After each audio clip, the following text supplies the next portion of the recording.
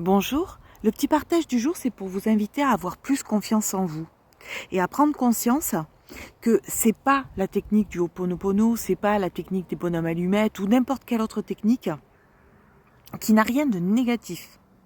Attention, c'est que si vraiment vous avez besoin de passer par là pour atteindre vos objectifs, faites-le.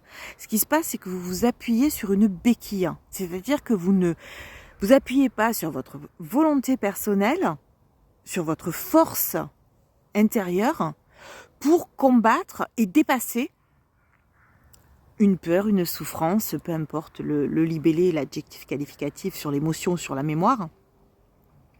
Donc, rappelez-vous juste que chimiquement parlant, ou techniquement parlant, comme vous voulez, le cerveau il a besoin de 21 jours. Alors 21 jours c'est une moyenne, donc ça veut dire volonté, assiduité, persévérance et patience.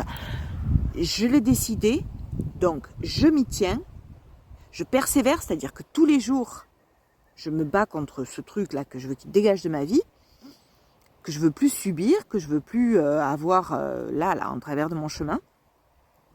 Et donc j'ai la patience parce que je sais que ça va pas se faire du jour au lendemain. C'est-à-dire qu'il peut y avoir des petits relents, voilà, des petits retours comme ça, parce qu'on est fatigué, parce que il se passe un truc qui fait que le truc remonte à la surface. Donc, de quoi je vous parle en réalité? Ben, par exemple, hier je discutais avec un ami et il s'est séparé et il n'arrête pas de parler de son ex. Ben, peut-être qu'il a encore besoin de se convaincre que sa décision de séparation est la bonne. Pourtant, il le sait. Il sait très bien ce qu'il a fait. Il est tout à fait conscient. Il a vraiment fait. C'est quelque chose qu'il a accompagné. Vraiment. Cette séparation. Et mais il n'arrête pas d'en parler. De parler de la personne. Alors comme je lui ai dit, si tu ne veux plus de cette personne dans ta vie, pourquoi tu la ramènes en permanence? Alors c'est sûr qu'elle n'est pas là physiquement, mais énergétiquement, etc., il la ramène. C'est-à-dire qu'en permanence, il la met là, il la place dans la conversation, il la place au milieu du truc. Et ça ne va pas du tout. Donc, je l'ai invité à être vigilant à ça.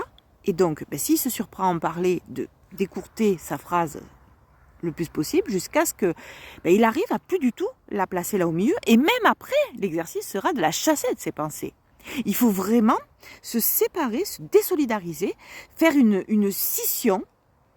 Donc il y en a qui vont utiliser l'épée pour couper les liens, machin truc. Vous voyez ça comme vous voulez. Mais vous avez capacité sans cela à le faire. Voilà, c'est tout. C'est juste un petit outil. Mais croyez